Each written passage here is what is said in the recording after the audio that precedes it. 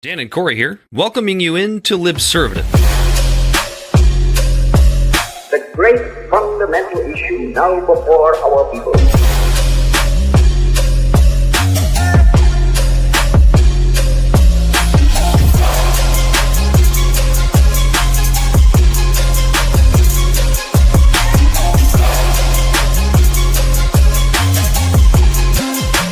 We, the people, cannot turn back. Yeah, welcome in to another rousing rendition of Libservative, intellectual idiots fostering political and cultural literacy, and the world's smartest internet show. Bell the body snatcher on the ones and twos. The man above me on the screen you see there with that beautiful 2023 Michigan National Championship hat is Corey Walsh. And the guy below me is Dan Griffin, wearing a Michigan hat as well. Yeah, from As the, you know from the golf course. This is state It's hate championship week. It's hate week. We're having our 2 minute we're having our 2 minutes hate today for those dirty Spartans. And you deleted the fucking Victor's song. Yes, I did, because nobody needs to hear that. I love how you and I did though. We always know the We don't need to rub it significance of some of the Michigan games. Like we didn't tell each other we were both wearing Michigan shit today. We just both knew that we were supposed to. You're gay. Oh, fuck yourself. That's what they all think. We have a great show just leading up to this Michigan State game. You sure about that? We do. No, I'm not sure. We not have a great show? Yeah, I think we do. Because we're actually going to start off with some good news, but other things in the hopper tonight are this unbelievably funny Nazi tattoo situation for the Democratic one of the guys running for the Democratic Senate seat in Maine, Graham Plattner. You know, Graham Dan, Plattner. That's funny. It's just a funny story to me. I'm sorry. It's to funny. Question my my sense of judgment in other people. Are you? I'm not. Because I like the Graham Plattner guy. I just like, and I don't. It's not that I don't dislike him now. Like his explanation, and like it sounds like that might be genuine. Not sure, but it's like, of course, the guy. I'm like, oh, that guy seems pretty good. Has Nazi tattoos. Honestly, if you really break it down, there's RFK, there's Bernie. If you take your emotions out of it, Dan. If you take your emotions out of it, it's a really hilarious story. We're also going to get into the John Bolton indictment. Another just such satisfying, hilarious story that just came out of the last week. And then, the not so funny stuff. We're probably going to be at war with Venezuela really soon. The No Kings protest, again, hilarious. We are going to have just a fun show. It's been a while since we've had a chance to sit down, really have a fun show. Zoran Mamdani, as probably could have been predicted, is cucking out to establishment Democrats, which is leaving actual leftists, the good leftists, the principled leftists in a tizzy. So that's fucking funny. It's going to be a funny show. We're going to have some fun tonight. To start with, wonderful news coming out of I guess it would be out of the Trump Justice Department. God Yes. damn it, Dan. Are you switching these buttons around? Because I swear No, to I'm God, not. every single goddamn time I do it, I go to click the other one, and it's always the long one. I just wanted to be a quick little... I'm just doing it to fuck with you. It's not breaking anymore. But George Santos having his sentence commuted by President Donald Trump, our favorite congressperson of all time. There is nobody better than George Santos. There is nobody right. more genuine and full of shit in a beautiful way than He's George right for Santos. all the wrong reasons. And And he's if anyone free. Don't get Love bogged this. down by all the haters out there. Yeah, that's George Santos's wise words to himself. Big fat pussycat. That's really was what a he mo- is. There was a minor meltdown I saw from, because most people don't give a shit about George Santos anymore, but like people that are really involved in this world, there was a minor meltdown from some people that hate Trump about this, and their point was, if you're nice, right, but oh yeah, absolutely, that's why we like him. Which is that the point is that if you're nice to Trump and you say nice things about him, he'll just fucking let you out of prison.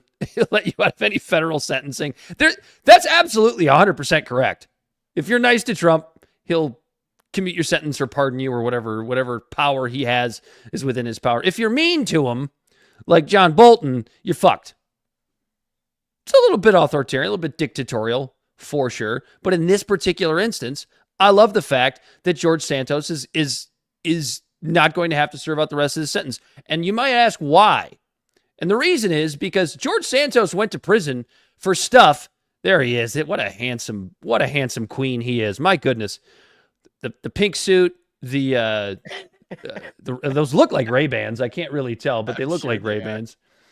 The pink tie, absolutely love it. Santos ain't wearing no off-brand sunglasses. All that money he stole from those charities. That's the whole point. Is like George Santos went to prison or was sentenced for doing something that probably 95% of Congress is guilty of every day, which is misappropriating campaign funds. Everybody misappropriates campaign funds, but he was a little bit of a wild card to the establishment. He was dangerous. They didn't like him. Michigan Wolverine, everybody cheats defense. I did.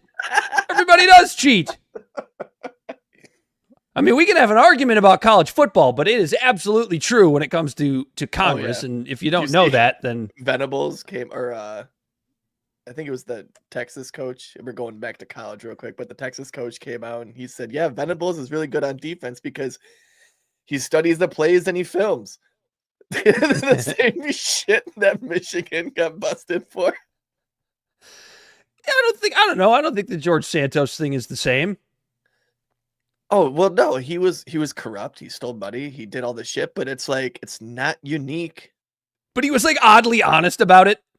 I mean, after he got busted, of course, after he got busted. Instead of like shutting up about it, which probably all of his lawyers were doing, he was like, I'm going to do a podcast and I'm going to tell the story. I'm going to tell everybody what the hell goes on in Congress, and they threw him in prison for it. I'm sorry. And then he got commuted. He's just, you know what he is? He's that likable movie villain, right? He's that movie villain that you root for. There's just something endearing about him. And what's hilarious for us about this is if you've been like a long time listener to the show, we have watched the ebbs and flows, the wins and losses for George Santos now for like 2.5 years, like his entire political career. Enough where we have the sound bites. These sound bites aren't new. They're old. Big fat pussycat.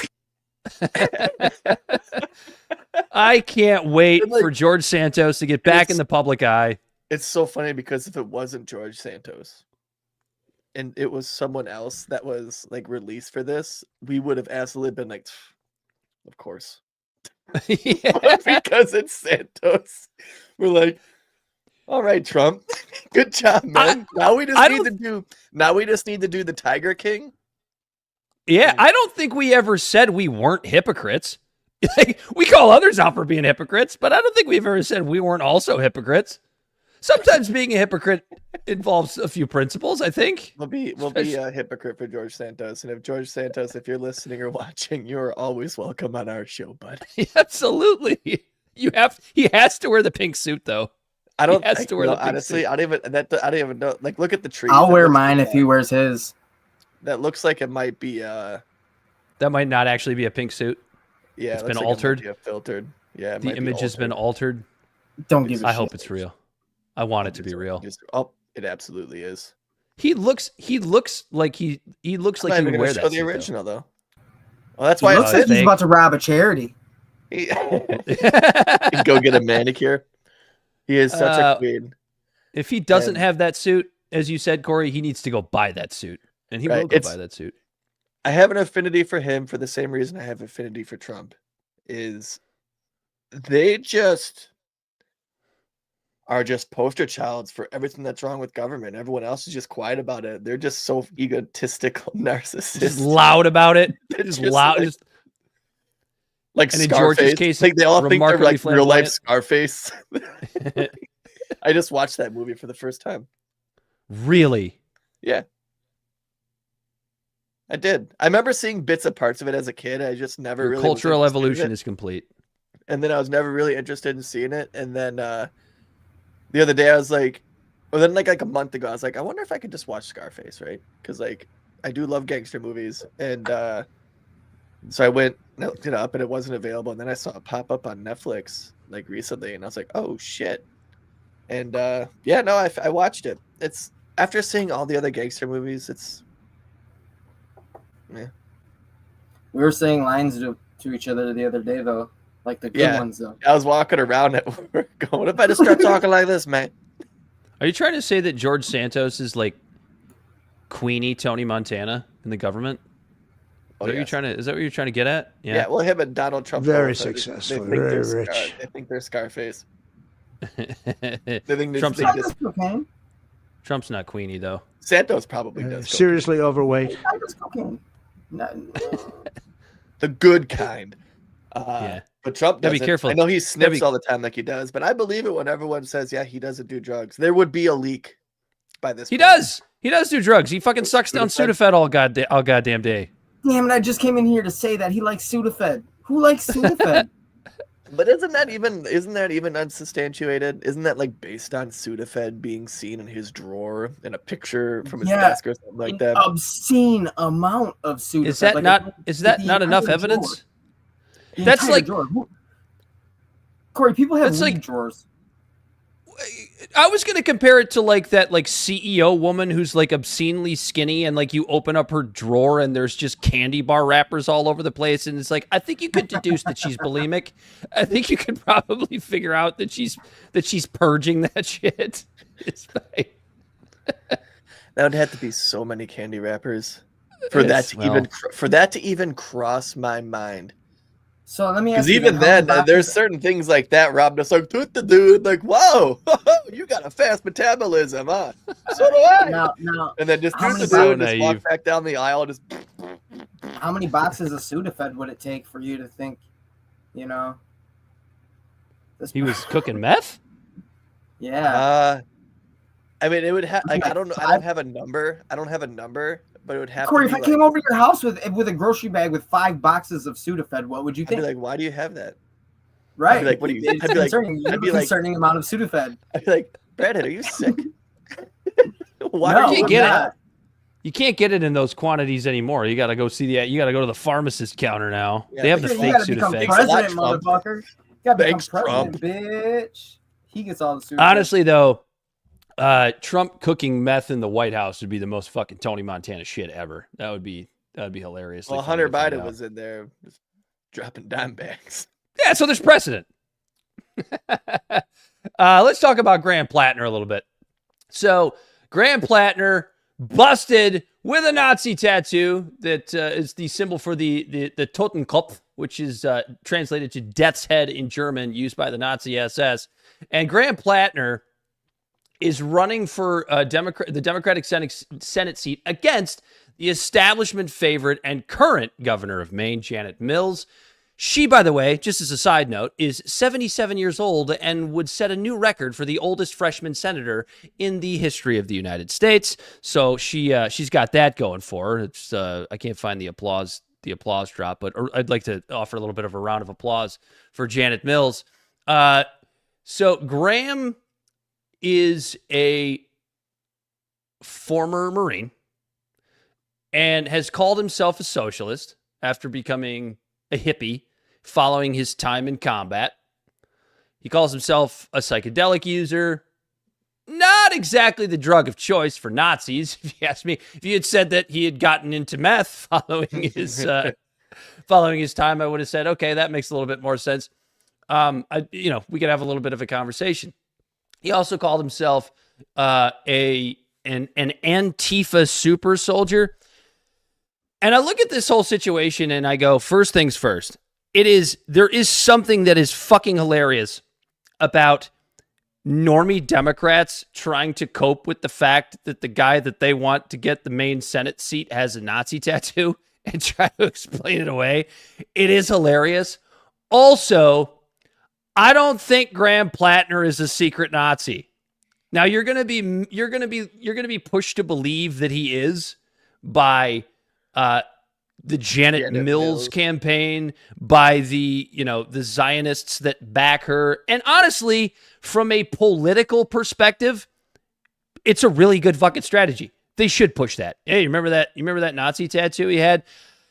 I'm going to have Bell throw the video up there because this is Graham Plattner explaining how he got the tattoo.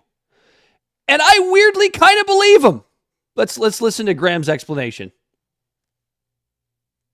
And we went ashore in Split, Croatia, myself and a few of the other machine gun schools. I first look at the screen because I was just queued up a video I had shared for later, but it's about Graham. I figured it was pertinent. I looked up at the screen. I thought that was a flag in the background. No, it's just an overlay. Like he of also the actual had it tattoo on his wall. That's not a watermark. over the door. Go ahead, Bill. Squad leaders, and we got very inebriated, and we did what Marines on liberty do, and we decided to go get a tattoo. And we went to a tattoo parlor in Split, Croatia, and we chose a terrifying looking skull and crossbones off the wall because we were Marines, and skulls and crossbones are a pretty standard military thing. And we got those tattoos, and then we all moved on with our lives. And I've also just lived my entire life like a regular person with a skull and crossbones on their chest, which by that I mean taking my shirt off, performing Miley Cyrus songs in front of my extended family, and to my sister-in-law, and just taking my shirt off at the beach. Right, presumably going to the beach, yeah. I mean, I went to college, I went to the gym, I did all the things, and at no point in this entire experience of my life did anybody ever once say, "Hey, you're a Nazi." It never came up. I don't know. I don't know. It's a little endearing. I kind of believe him. I kind of believe because I don't know. I don't know how many Marines I know a handful, and I knew a lot of them when they were actually in the service, and they'd come home and have their little vacations, and we'd all go to the bar and get hammered, and listening to some of the stories that they would tell me, I could totally believe that a Marine would get off of a boat in Croatia and just be like, "Hey, let's go get a skull and crossbones tattoo," pick one off of a wall that he thought looked cool, and put it on his body.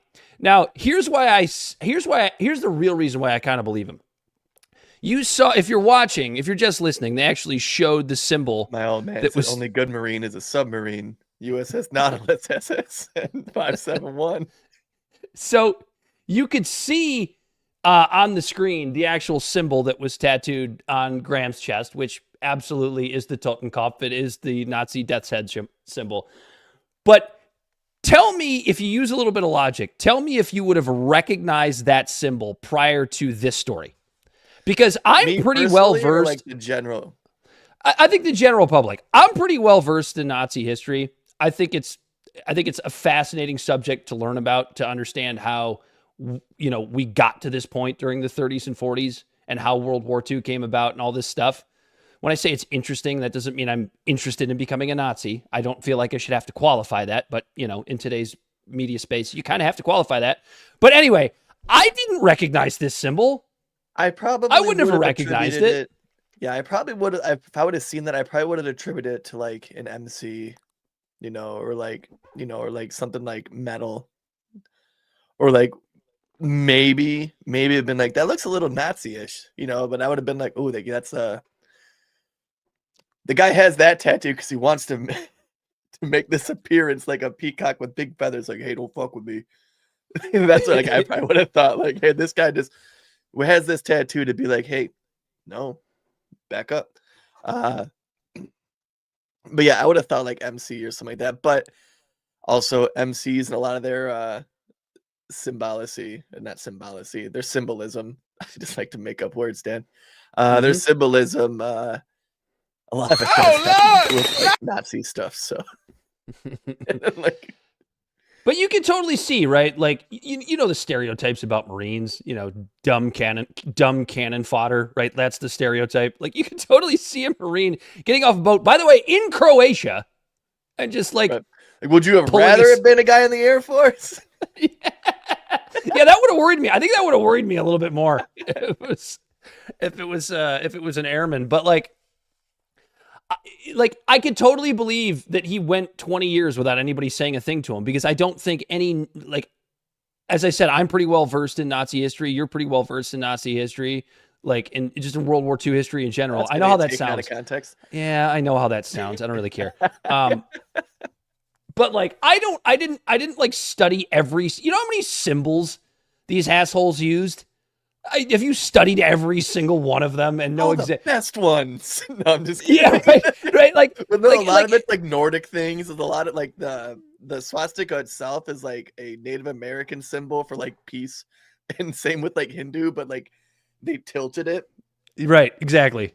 And it made it one of the most like vile symbols in the world. By the way, I don't know if you know this, but like when a Hindu family moves into a new home, they put that symbol probably on that house or that. No. They put it on the on like the door frame, like the threshold. And there's some ceremony that they do when they move into a new home to like bless the house or whatever. And like the swastika is actually part of it. So I have a Hindu friend who moved into a new house, and I walked in. I'm like, why the fuck you got swastikas on your fucking door frame?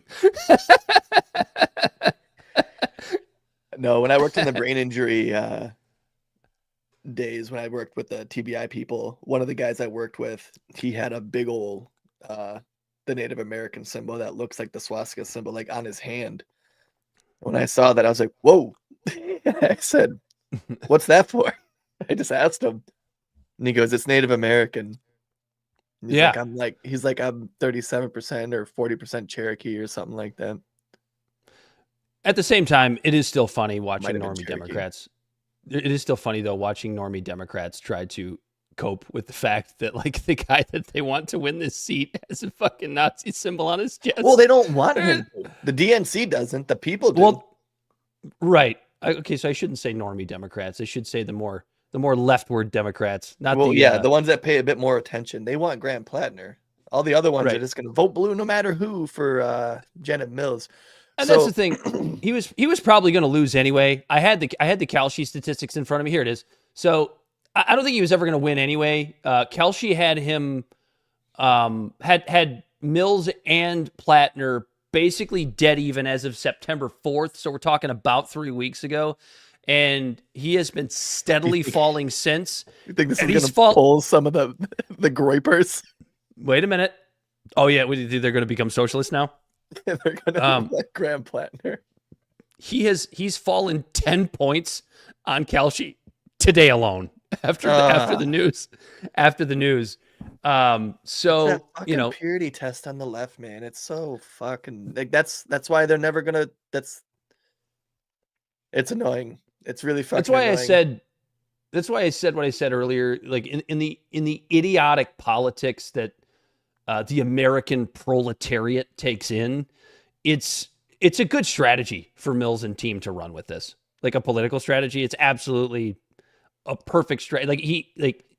He unintentionally handed her something that is gonna bury him, I think. Yeah.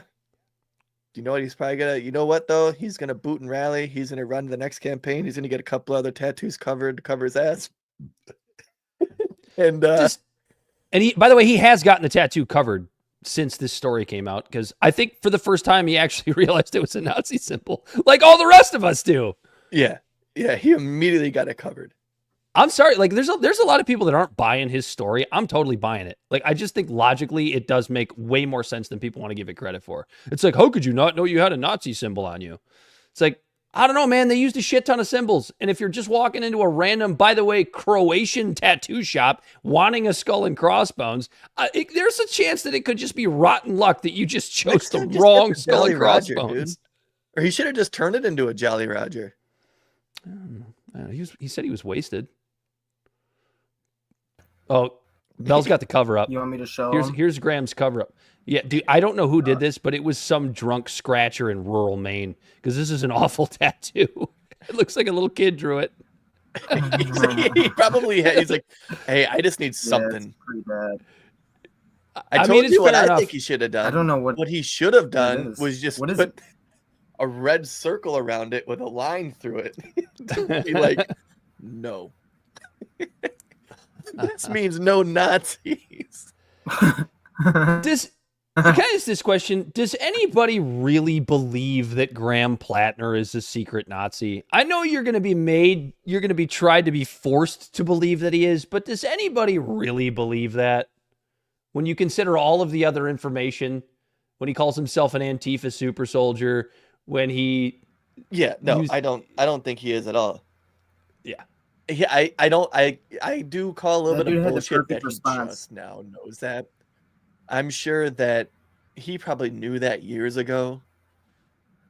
it's possible. Like, And then it's- just we was have the lazy internet about it? now. Yeah, and then we're just like, oh fuck, because we all got a couple skeletons in our closet, right? And he's like, I hope a picture of that never surfaces. Well, and here's the other thing too. Like, is there a chance that maybe freshly out of the Marine Corps or when he was still in the Marine Corps, he maybe had some Nazi tendencies? Like maybe he kind of was one. And it's like, even if that's the case, it's like, are all of these guys beyond fixing? Redeemable? Like, is there no redeemability? Now, in today's day and age, there is no redeemability. I mean, if you said a mean name to somebody in But 2007 that's online, exclusively a left problem. is it? I think so. Think of who a good chunk of at least the neocon right supports. Israel. If you're telling me if they dug something up about you from 12 years ago saying something mean about Israel, they wouldn't still call you an anti-Semite? Yeah, that's fine. That's yeah. I mean, I guess that's similar to someone on the left calling you a racist for doing like blackface or something 20 years ago. But the PSYOP is strong in 2025. And you know that because the Zionist coalition and Janet Mills' team are going to drive the narrative home hard, as politically they should, as I mentioned, and it might work. But you have the Tim Pools of the world and the Batya Ungar Sargons of the world pushing this narrative as well. That he's obviously some sort of secret Nazi. I don't buy it. But I also find it do you hilarious. think that correlates with the fact that he's not taking any APAC money? Because there's Well, people yeah, on I the mean, far right who have said some way crazier things, but they take APAC money, and because of that, they That's usually get why- a pass. That's why I think it's politically, it's just a move politically that Oh, the yeah, Mills no, campaign has to the make. DNC They have to run doesn't- with this. Does not want him to win. The DNC is probably going to pay, and watch. You watch. We've seen it countless times how they work and how they operate. The Democrats will spend millions of dollars on Janet Mills campaigns and with advertisements disparaging him. I bet you she probably already has an ad out already, or at least Ready to in the works. go with the picture of the Um, tattoo. I got our girl, Blakely. Actually, Oh, yeah. because she talks about him, and this is before Nazigate, but yeah, here she is talking about these two. Our favorite TikTok leftist. We can't hear it, Corey. You can't hear it? Nope. Sorry, bud. Oh my! You need a guy for that. Why didn't you send this one over to Bell? It was in the thing. It was supposed to be for the end, but Play it at the end. That's okay. We're good. Mm. We'll play it when we get to your TikToks. This John Bolton indictment, Corey, is it's a damn shame. another one of the funniest things. That it's just like, I have so much Schadenfreude over John Bolton being indicted because it's one of those rare things that we get to come on this show and talk about, and Where it's everybody clearly agrees. politically motivated, and we're like, No, well, that's true, but that's not what I was going to say. What I was going to say was it's one of those things we can come on this show and talk about, and everybody agrees that John Bolton's a piece of shit. I don't care how far left you are. I don't care how far right you are. I don't care if you're MAGA. I don't care if you're Antifa. I don't care who you are. You hate John Bolton. The world hates John Bolton. Democrats hate him because he was Trump's national security advisor in his first term, and MAGA hates him because he was Trump's national security advisor in his first term. So he is absolutely cooked, man. He tried to push the Russiagate stuff to undermine, the MAGA's dear leader at every possible turn. He is in a huge way responsible for the Iraq war. Everybody hates this guy. He's 100% cooked. He has no more powerful friends in Washington. And to the extent that he might still have friends in Washington, they're going to throw his mustachioed supervillain ass under the bus so fast that the splatter on the concrete will take him out before the bus actually hits him. So what has he been indicted on? He's been indicted on 18 felony counts of mishandling classified information, which feels a little bit like busting Al Capone for tax evasion, because John Bolton is a fucking war criminal and a demon, and I sound like Alex Jones now, who honestly deserves a long trip up a rough pole. Honest to God. I fucking hate this man. Most of America hates this man. Yeah, and he's a piece of shit. He deserves everything that he gets. I just wish he had gotten it for the right reasons instead of the wrong reasons. But I know that's shitty, man. It's gonna be tainted because it's you're not gonna. I mean, are you gonna turn politically motivated? Are you gonna turn this down though? No. Are you? No, you're gonna take this. You're gonna take this and run with it. Be the perfect or the good. It's like now I feel like I don't know. I almost feel like, and like you said, Corey, it's absolutely politically motivated. But sometimes something that's politically motivated is the right thing. Flip a coin, right? For the most part, it's 100%. It's because Trump doesn't like him. And Trump has every reason not to like him. Because nobody likes him. He's got no friends in Washington. There's more than one way to skin a cat. So it's also hilarious because he's indicted on the very same charges that he said Julian Assange and Edward Snowden and Chelsea Manning should serve multiple life sentences for, which is mishandling classified documents. The dumbest thing about this, dumb in a funny haha way, is that his excuse for mishandling these documents is that he was sending them to his wife and his daughter to save to diary for a fucking book he was going to write. So what I find hilarious is that he sent these obviously on a non-secured server. That was hacked. And these are the exact same things he's pissed off at Assange and Snowden and Chelsea Manning for. If you want to speak on this a minute, Corey, you absolutely can. If not, I'm going to have Bell play the first video. You can go ahead and throw it up on the screen, Bell. This is him. I think this was on Piers Morgan. I can't remember which show this was on, but he's on with Julian Assange's wife, and Julian Assange's wife absolutely cooks him in about 15 seconds after he's done speaking.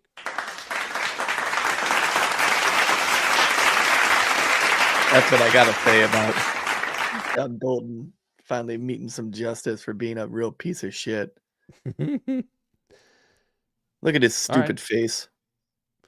Yeah, we shouldn't mustache shame him. I have a mustache. My mustache is, by the way, 1,000 times better than John Bolton's, right?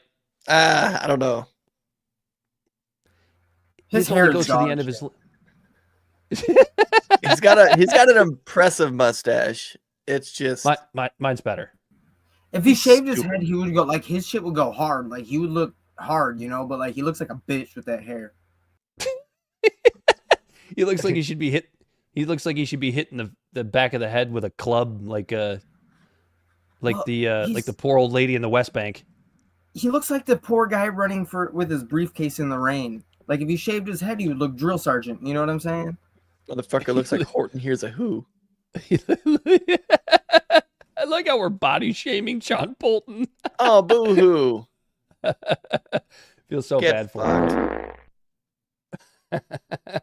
We have actual audio of John Bolton. Needs to take a long walk off a short pier. We're actually trying to. I don't know how we got a hold of this audio, but this is John Bolton trying to run away from the whoever it was, the marshals or whatever, who brought in the indictment. Jesus Christ! Just took a spill down the steps, and everybody laughed. All right, go ahead and roll the video, Bell. This is Julian Assange. This is John Bolton. All senior citizens should have life alert. Except John Bolton, because nobody cares if he dies in his home. Go ahead. He's committed clear criminal activity. He's no more a journalist than the chair I'm sitting on. The information that he divulged, talking about Assange, put many people in jeopardy. It undercut the ability of the United States to have confidential diplomatic communications, not just with other foreign governments, but in many countries with dissidents, people who even speaking to American diplomats shut up? find themselves in trouble. And so, you know, he's been complaining about his treatment over the past period of time. He's the one who sought asylum in the Ecuadorian embassy. Now he faces extradition to the United States. I presume he will get due process in the United Kingdom to determine whether extradition should go forward. And when he gets to the United States, he'll get due process here. And I hope he gets at least 176 years in jail for what he did. You're fired. Get out of here. Well, of course, Ambassador Bolton is kind of the ideological nemesis of Julian. He has, during his time for the Bush administration and later the Trump administration, sought to undermine the international legal system, ensure that the U.S. is not under the International Criminal Court's jurisdiction. And if it was, Mr. Bolton might, in fact, be prosecuted under the ICC. He was one of the chief cheerleaders of the Iraq War, which Julian then exposed through these leaks. So he has a conflict of interest here. You take forever to say nothing. She got him. Because she was absolutely right. She's absolutely right at the time. She's absolutely right today. These are the reasons that John Bolton should be serving 40 million years in prison, hanging upside down from Julian his big Assange toes. Did not. There's no evidence that anything he leaked led to the deaths of any American citizen, soldier, or civilian. But you know damn good and well that there are probably at least 6 figures of deaths laying at the feet of John Bolton based on his little decisions he made while he had the reins. While he was hold on, let's take a look at all of John Bolton's career credentials, because they slipped my mind. So he was National Security Advisor for Trump from April of 18 to September of 19, when he was fired, as you so eloquently played during his speech there. He was the U.S. Ambassador to the United Nations, December of 2005 to 2006 under George W. Bush. He was also the Secretary of State for Arms Control and International Security from 2001 to 2005 under George W. Bush. He was the Assistant Secretary of State for International Organization Affairs from 1989 to 1993 under George H.W. Bush. And he was the Assistant Attorney General for the Civil Division from 85 to 89 under Ronald Reagan. How many deaths do you think he caused under the combination of those have a titles? number. I have a guesstimate. If you Let's hear care it. to venture a guess. You want to hear? You don't care to venture a guess? How many deaths is John Bolton responsible for? Is that the question? Just from the Iraq War. We'll do that. Okay. I can't remember how many soldiers died in that war. There weren't that many Americans, thankfully, that died in that war. There were enough. There were definitely enough. There were more than enough. There were more than should have. I'm going to guess he's responsible for it from the Iraq War. 750,000. 750,000. How about you, Corey? I'm gonna for Iraq alone. I'm gonna say 120 million or 120,000. Sorry. Oh, that's very low. Giving too much credit. What did you say, Dan? I said 750,000. Just in Iraq? Yeah, just in Iraq. What's the number? I What's said the well, I number? already said 120. Approximately 1 million Iraqis, 4,400 Americans, and 32,000 American injuries. We both lowballed it. You really lowballed it. Yeah, I did. You're giving John Bolton way too much credit. Too Because much I was respect. I was gonna say like 1 million like worldwide. I just figured Iraq was like 10% of it. That's reasonable. That's reasonable. I mean, it's not reasonable, but it's like to say like all the decisions that this guy has made, he's probably caused 1 million deaths. But that's just one decision that this man has made. And Julian Assange is responsible for precisely 0 deaths. Right. John Bolton's just mad he got exposed. That's why this is so funny. Yeah, pull up the next video, Bell. This is what he said should happen to Edward Snowden for doing the exact same thing. All right, there's probably some nuanced differences here, but pretty much the same thing that Edward Snowden did is what John Bolton did. This was John Bolton's feelings about what should happen to Edward Snowden for exposing essentially John Bolton and his buddies inside of the intelligence agencies for spying on you, the American citizen. It's what I find so funny about this is that John Bolton would be the guy that would jump on a fucking CNN show or a Fox News show and talk about how he works for the American people, when really it was the Assanges and the Snowdens of the world that were actually working for the American people. This is what John Bolton really thought about what should happen to people that really actually work for the American people. Go ahead, Bill. View is that Snowden committed treason. He ought to be convicted of that, and then he ought to swing from a tall oak tree. But even if you don't believe that, if you're going to say anything publicly, that's closer to what you should be saying to enhance our own bargaining leverage. I mean, we don't know, for example, how much of what Snowden has he gave to the Chinese or gave to the Russians, or that they took from him and that he may not even know about. So we've got a big problem here contemplating amnesty, that he may have sold this data twice already. But did he sell the data? No, he just released it. He was just what was it that he released? Like, oh, hey, here's evidence that the NSA is spying on everyone. Yeah. That was the whole thing, but that was the whole fear-mongering thing about Edward Snowden, was that like he could have sold this data to the Russians or the Chinese. And so what did you do in response? You essentially chased Edward Snowden off to Moscow, because it's one of the few places in the world where he's not going to be extradited to the United States for being a fucking American patriot. And it's like, if I'm Edward Snowden, like, would I be willing to sell this to the Russians now? Like, maybe not. If you're principled and you actually still care about American sovereignty, you wouldn't do that. But you could. But is literally pushing him into the hands of the Russians the way to ensure that he does not sell data to the Russians? His crime the was United letting States? Americans know that their government was spying on them. Their constitutional rights were being infringed. The man's a hero. Absolutely. We have one last one, and this is how John Bolton feels about Chelsea Manning, formerly Bradley Manning, who was responsible for leaking all of the WikiLeaks information to Julian Assange. So they worked together on this, and it's really, what's really strange about this is it almost feels like he hates Chelsea Manning a lot more than he hates Julian Assange. Go ahead and roll it, Bill. What do you think of Bradley Manning? I think he committed treason. I think he should be prosecuted to the fullest extent of the law. What does that mean? Well, treason is the only crime defined by our Constitution, and it says treason shall consist only of levying war against the United States or in adhering to their enemies, giving them aid and comfort. And he gave our enemies a lot of aid and comfort. So what should happen to him? Well, he should be prosecuted, and if he's found guilty, he should be punished to the fullest extent possible.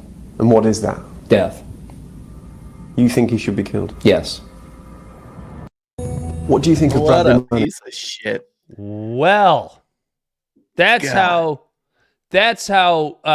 John Bolton feels about American patriots. That's how You know John my boy Bolton Thomas feels about. Jefferson? I've first never met him, patriot. but sure. Well, he said it. He said, if a law is unjust, you are obligated to not follow that law. Or openly break it. Yeah. Yeah, and openly So- break it. That's all these motherfuckers.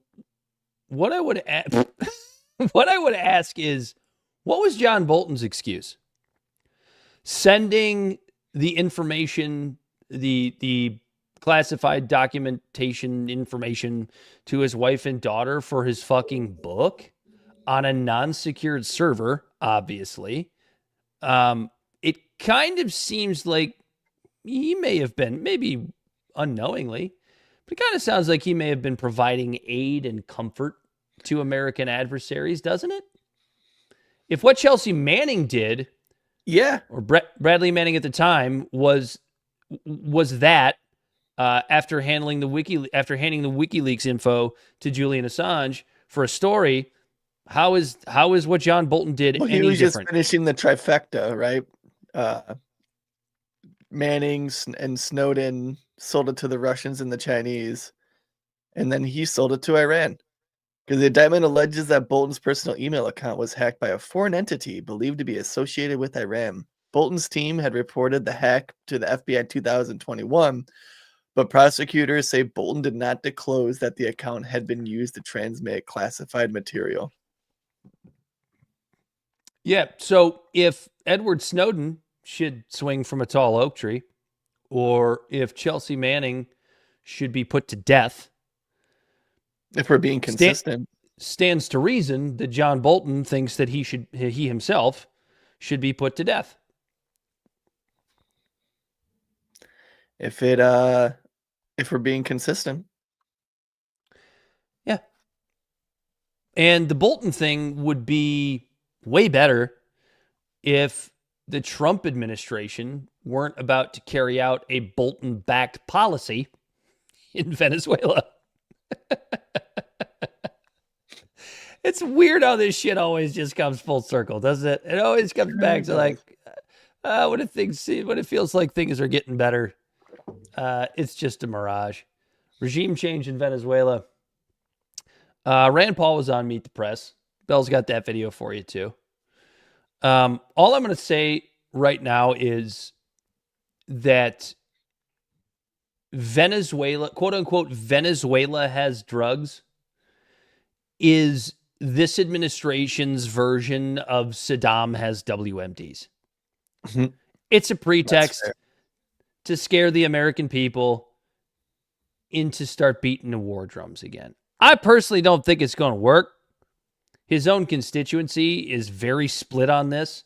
I mean, how many people voted, Corey? How many people do you know personally, I would even ask, that voted for Donald Trump over no new wars, over being a little bit more isolationist, at least as it pertains to the military? Right. Many, right?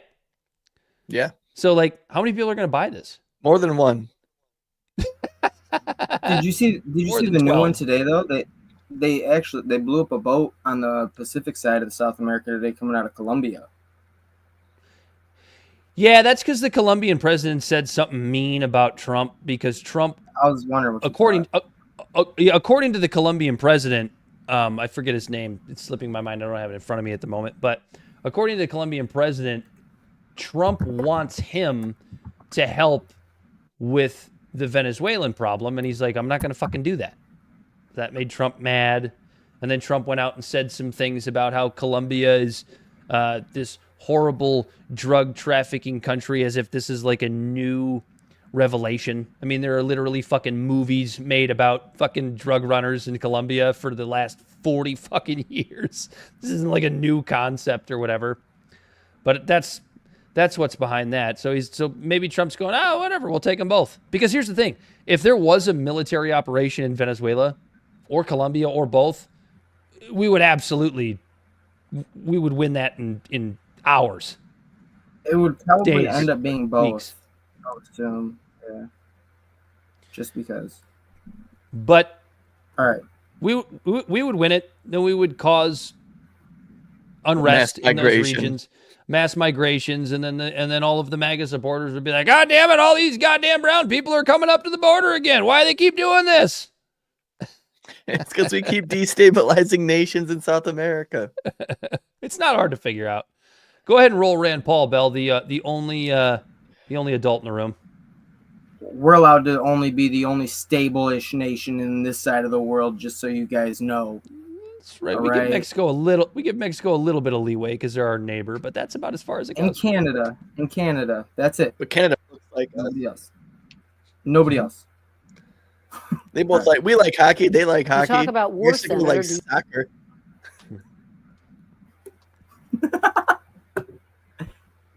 We're in the middle. For it. You talk about war, Senator. Do you believe that President Trump wants to go to war with Venezuela?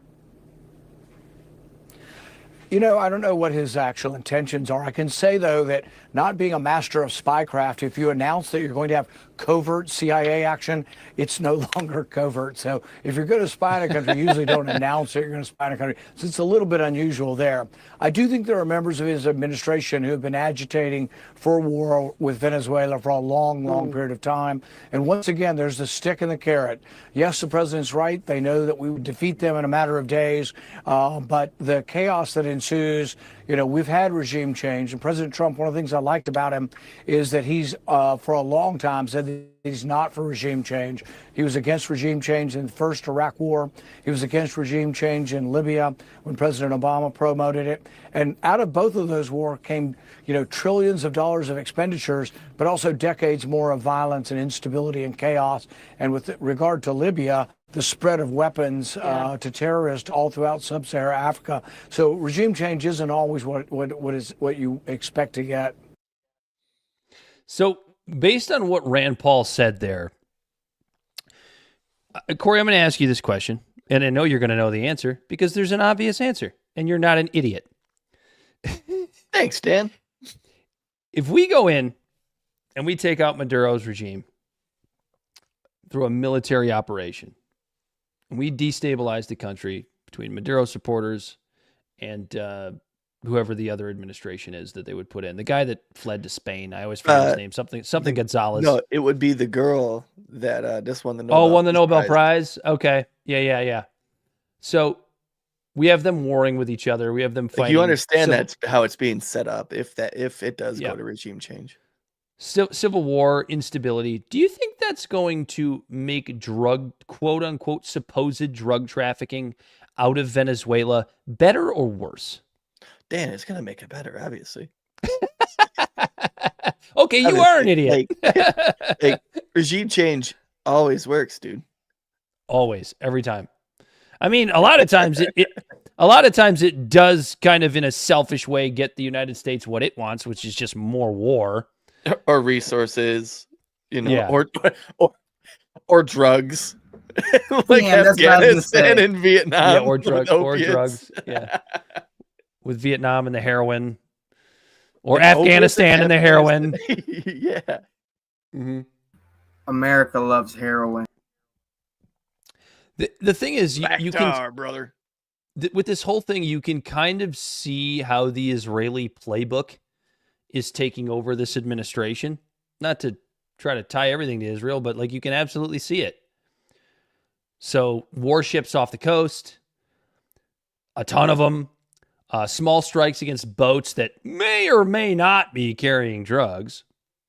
The feeling is, or the feeling that I get, the feeling that some other pundits get is, this is a way of trying to plant the idea that Maduro is in some sort of drug kingpin and leader, Tren de Aragua leader, all of which has been thoroughly debunked.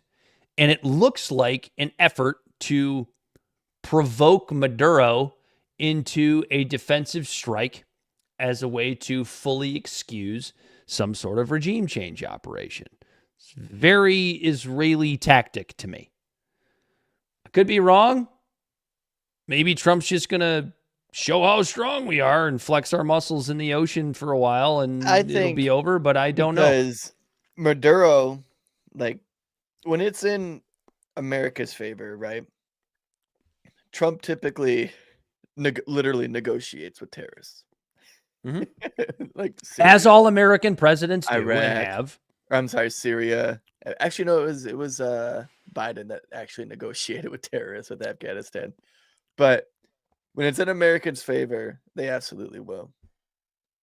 Maduro has offered natural resources. It's offered oil. Like, it's been really trying to grease the wheels in Washington and the Trump administration, and they've been turning it down. And I think that it's because Venezuela is essentially a proxy for China and Russia. And to put Russia, you know what I mean? Like, we're losing a chess piece, like in the geopolitical sense, right? In the geopolitical, like, big boys in the black all fighting. It looks like the West is losing its chess piece with Ukraine. So, to at least keep that and keep something out of it and make that bullshit end, they're going to pressure the chess piece in Latin America, that is Venezuela, and possibly take out their leader. It's more of a checker piece because it's like you took my piece, now king me. It's really more of a checker piece than a chess piece. But you took my piece, I take your piece. Well, you're right. It is, well, you're right, and because in checkers you have to jump. Yeah, no, king me. Yeah, in chess you don't, but in checkers you have to jump. You set it up so people jump your piece, so you could jump two pieces and shit.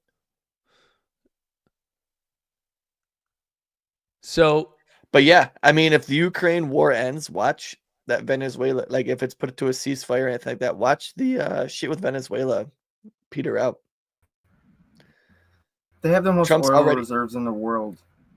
Yeah, but it's like a tar oil or like a sand oil or something like that. It's different. It's a lower quality oil that requires more refinement that we don't have the capability of refining. Yeah. Interesting. But Venezuela does. So not only is it about the oil, but their refineries are in shambles because it's a socialist hellhole. Oh my god! And then So Go ahead, Bell. I was gonna say Russia's got a bunch of oil. China's got their oil. Venezuela's got a bunch of oil. I could see how we got a bunch of oil. Nobody ever talks about that. I can see how I can see how Venezuela could be way more important than anybody could possibly think. Well, I mean, it's a proxy. It's a war over resources once again. Anyway, we got that influence. Trump already said it. Oh, they got that oil. They got all that oil. Look up UN votes. You know, look who's buying military stuff from China and Russia. It's Venezuela. You know what I mean? I bet you a lot of Venezuelans votes side with China and Russia. It's all about creating influence to get the UN vote, to get the military base there, to make military sales. You know what I mean? Like it's one of I don't want to call it an ally, but it would be considered probably an asset to Russia and China. Comparable to Cuba to Russia. Yeah. Well, right under them is Saudi Arabia and then Iran. So with the amount of between oil, the three of them, that's a lot of oil. That's a shit ton of oil. So, you sound like Lindsey Graham. I just want those minerals. We need those minerals. Should switch to propane. That closeted queen, Lindsey Graham. Ugh. You're gay. I know. Nobody knows it. He heard Santos was coming back. He goes, "Oh no." He had to sit down. Santos is back. He had to sit down at his desk because something might arise. Big fat pussycat. Except he couldn't sit down. George Santos is back. Oh no, crap. The gay one? Dang it. You can just shut up, baby, because you hate America and you love abortion. Right. Yeah, that's it. Yeah, it's still all up in the air. I think it has to do with the bigger aspect of it. Trump's frantically trying to find a leverage point to Russia because it's not Ukraine. They're like, yeah, we're fine.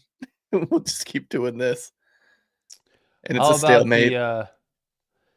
what do you think about the way this ceasefire is going? Because there have been lobbed allegations from both sides about a breaking of this ceasefire. We talked about a little bit about it last week.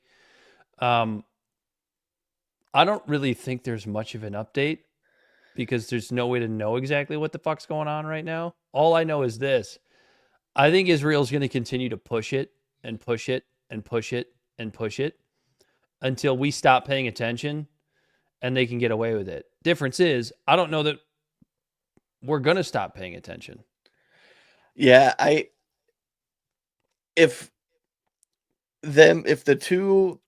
cooler heads prevail long enough for like the kind of foundation of the rest of this ceasefire to follow through, I'll have more faith for a couple of years, because it's only going to be a couple of years until something pops off again. But if there isn't just a mutual understanding of, hey, all of this is going to take time to make this work, whatever side you're on, then it's gonna fall apart. Because Israel is like, the fact of the matter is, if you sit around and search for violations of a ceasefire, like you're gonna find it. You're gonna find it. It's gonna be out there. Go ahead, and Bill. both What do you got for sides us? haven't even fully met the standards of each side's like goals of the ceasefire. Part of the deal yet? What do you got for us, Bill? Today at 7:55 p.m. by New York Times, the International Court of Justice ruled that Israel has to just let aid in to the West Bank and Gaza. They cannot. Yeah, they have a lot of any aid efforts. Yeah, right, a lot of the border crossings are still closed. Because that is because we haven't got all the bodies back yet, and Hamas is like, you literally buried all the bodies in an entire skyscraper. An entire high rise is on top of the bodies that you want because you bombed it. So it's like, it's taking us a minute to get there. You're not giving us the aid or bringing us the materials or the equipment to move that. It's collective punishment. It's a violation of international law. Like you don't get to withhold aid from a war-torn area and its civilians because, Hamas is slow. Hamas, according to the Israelis, these are not my words, but according to the Israelis, slow rolling, giving back the deceased hostages it's pretty easy to believe that they can't find. And I can already hear people going, "Oh, what are you defending Hamas?" No, I'm saying like this is reality. When you bury bodies in rubble, it takes a little bit of time to find them. And when you're continually haven't bombing been able to look place, to them before, because anytime they'd peek their heads out to look, a drone would fucking hit them. Not only that, when's the last time a war was fair? Shut the fuck up. Let the food in. I guess it has to be a war first, an actual war. Yeah, this wasn't a war. This was a blatant genocide. Beat down. Not to mention, it's like, why would Hamas, right? Like, let's just think about this from a logical perspective. Why would Hamas agree to give up the hostages? And they've done so. They've given up all the living hostages. And then immediately start trying to pick a fight in an organized way. Right. That doesn't even make any fucking sense. Over dead hostages. Yeah, think about this. Israel is keeping food and supplies away from people who are alive over dead bodies. Yeah, and we don't mean to trivialize the dead bodies. That's not what I'm implying at all. You got to qualify it, or you're an anti-Semite, Corey. But you're said literally it's reality. Like it's insane. So I don't know. Maybe we'll have a little bit greater update next week. I think the more interesting thing was this Witkoff-Kushner interview on CNN, Israel, not CNN, on 60 Minutes. Israel, the Netanyahu administration just exposing themselves more to be heartless. And hopefully we see Netanyahu facing the same type of indictments one day as we are John Bolton. Yeah, well, the investigation is already underway. What I'm going to have Bell play here is a part of the 60 Minutes. This is actually from the 60 Minutes overtime. So if you're not familiar with 60 Minutes, they run their interviews, but then like you can go online and see like the full interview. This is actually part of the full interview that was not aired on CBS, and I think you're about to see why. I don't think, Corey, I don't think you've seen this yet. Bell, I don't think you've seen this yet. I want you to pay very, very close attention to one specific thing that Steve Witkoff says. Is this a Freudian slip? Or is this Steve Witkoff accidentally saying the quiet part out loud once again? Go ahead and roll it, Bell. Well, part of the plan is the reconstruction, the building, rebuilding of Gaza. And you're builders, you've been in real estate. As you said, it's extremely complex. Tell us more about the plan and how much it's going to cost, where's the money going to come from, and who's going to award the contracts? 3 questions. I think it's going to cost a lot of money. What's a lot of money? You know, the estimates are in the $50 billion range. It might be a little bit less. It might be a little bit more. I happen to think that that's not a lot of money in that region. You have governments that are going to jump on in, and so the Middle East countries are going to provide the money. What you'll see European participation and so forth. I think the beginning of this plan is how to get it going. And that's what me and Jared work on all the time. The money raising, we think, is the easy part. We think that happens relatively quickly. But it's the master plan, and we're working with a group of people who have been working on master plans for the last 2 years. So there are plans already. We have plans already. We have a master plan already. And by the way, and did you hear that? This, and we're working together on it. And you can go ahead and stop it, Bell. Honestly, that's the important part. You can go ahead and stop it. Did you hear what he said? There was already a plan in place for the last 2 years. Now, correct me if my math is wrong, but today is October 22nd, 2025, as we sit here today. When did October 7th happen? 2023. About 2 years ago. Little over 2 years ago. So is Steve Witkoff trying to say that there was a master plan in place to rebuild Gaza prior to October 7th? Or shortly after October 7th? Was that him missing? That's what it sounded like. Here's the devil's advocate. Go ahead, Bill. What if I'm a guy and I know that Israel is about to absolutely just lay waste to the Gaza Strip? So I, as a fucking piece of shit with a bunch of money, decide to come up with this master plan to sound like I'm a good guy, but in reality it's this evil scheme. You know what I'm saying? But I might believe that. I might believe that. I might believe that devil's advocate take if Steve Witkoff weren't literally on the screen that we're showing right now, sitting next to a very close family friend of Benjamin Netanyahu. Yeah. To put it lightly. I might believe that. Could it have been a Freudian slip? Sure. I guess it could have. But it could also be Steve Witkoff saying the quiet part out loud, which we've been talking about for 2 years now, where the entire plan, the entire time, was to wipe out Gaza, rebuild it, and give it back to the quote-unquote rightful owners, the Israelis, or turn it into whatever Trump said, the Riviera of the Middle East. Not a great look for Steve Witkoff. Can you understand maybe why that didn't make the show? Why that didn't make the 60 Minutes show? I'm surprised. Yeah, like that's salacious, and they just didn't even put it in there. Yeah, it's almost like the Ellisons own CBS now. Pretty crazy. I'm surprised they even let it on YouTube. I am surprised they even left it on the 60 Minutes overtime piece. Oh, you guys are conspiracy theorists. Okay. Fine. Yeah, sure. Yeah. I've been called worse things. I'm probably, like you said before, I'm probably the biggest one on the show. But I found you got a mushroom cloud behind you. That's what it's boiling down to. Listen to this guy. They're talking about just removing entire ethnic groups. This guy's like, we got a plan though. It's cool. Yeah, we got a plan to rebuild A it. master plan. Oh, master plan. That's what's behind me. That's the master plan, dude. I'm sure that the word master plan was also thrown around as like in the marketing pitch for the final solution. Yeah, that I don't. They're like, you know, a master plan doesn't sound great. What should It doesn't we call have it? that bite. Let's call. I got it. The final solution to the JQ. Execute Order 66. That's insane. Is that wild? Dude, that it is wild. It's insane to me that like oh But yeah, also for years.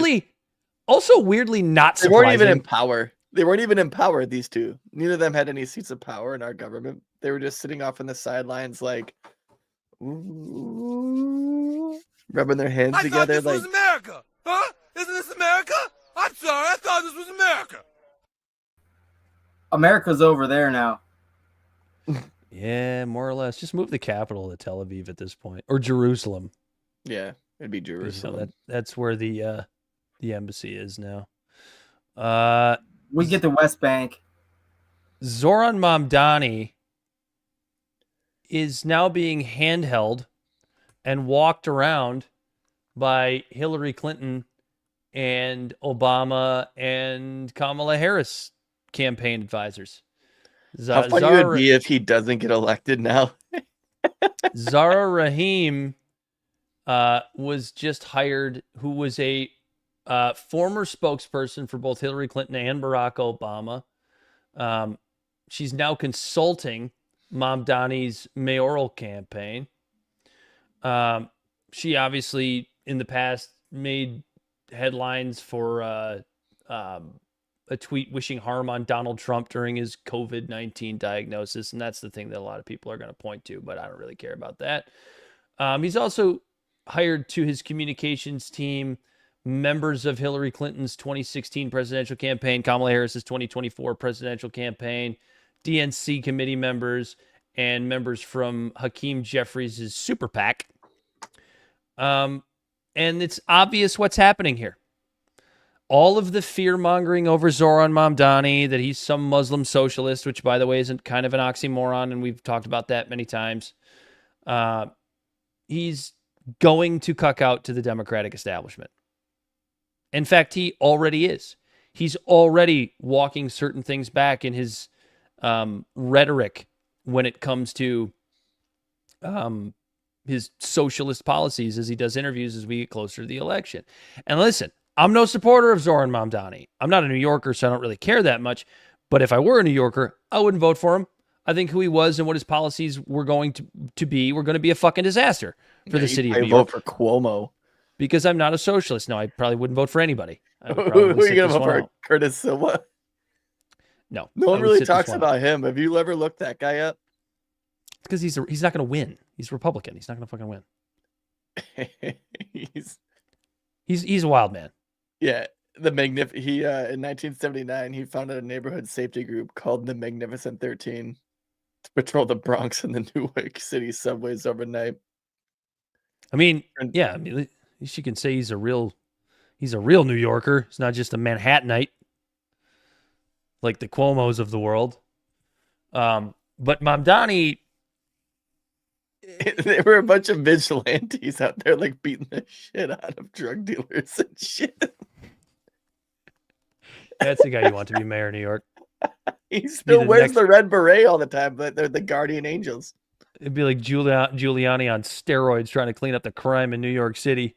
Just gotta get that spray paint off of them subways. But the Mamdani campaign is coming to its the conclusion that I think we were always going to get to. Democrats were always going to get behind him. They were always going to weasel their way into his campaign. They were always going to force him to moderate. He's just another AOC Bernie cuck to the establishment. I'm no socialist, right? But I feel like if you're going to be a socialist, be a fucking socialist. Well, stick to those principles. And you're right. They're doing the AOC thing to her when there is someone who's like a populist and actually is like leans more left, like socialist Democrat, than just liberal, like a neoliberal. And you can't get them to or you can't just outright beat them. You just infiltrate their campaign. You infiltrate their campaign and you put up a bunch of safety dead man switches and safety mechanisms and stuff. I didn't have anything else. They're gonna round him up a little bit. You know what I mean? They're gonna reel him back a little bit, but like, they're gonna reel him in. You're not gonna win this thing if you do this. No, the thing is, like, he's already got the mayoral campaign locked up. Like, I don't think there's any doubt he's going to win mayor of New York City. I think this is a setup for the future. I think this is a setup because he's a really good talker. I think Zoran Mamdani is a very, very skilled politician. As I always say, that's not necessarily a compliment for somebody to be a skilled politician. Right, but if they can play the game, they can play the game. Trump's a politician. It's very, very important when your goal is to win elections. And if he is going to be the sort of progressive that's the phony progressive, yeah, he's going to have to moderate back to the middle a little bit to win this, or to win any future elections. I mean, there's already talk of a presidential campaign. I don't know if it'll be 2028, but maybe 2032. Yeah. There's already whispers of that. I mean, I think AOC's gunning for that as well. I think she wants that.